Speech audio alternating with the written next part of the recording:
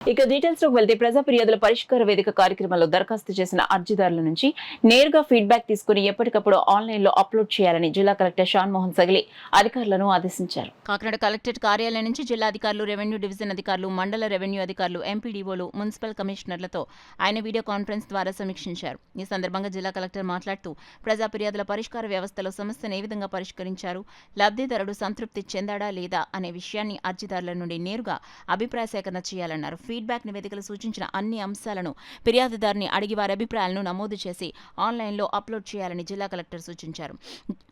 ప్రజా ఫిర్యాదుల పరిష్కార వ్యవస్థలో 16 విధాలుగా దరఖాస్తు చేసుకోవచ్చని, వాటన్నిటికీ కూడా గ్రామ వార్డు సిబ్బంది వారి లాగిన్లోకి వచ్చిన ప్రతి దరఖాస్తుదారుని ఫోన్ చేసి వారి వద్ద నుండి సమయం తీసుకుని వారిచ్చిన సమయానికి వెళ్లి వారి వద్ద నుండి అభిప్రాయాలు తీసుకుని ఆన్లైన్లో అప్లోడ్ చేయాలని సూచించారు. ఈ విధానంపై జిల్లా స్థాయి అధికారులు, ఆర్డీఓలు, ఇతర క్షేత్రస్థాయి అధికారులు పూర్తి స్థాయి అవగాహన కల్పించుకోవాలని సూచించారు.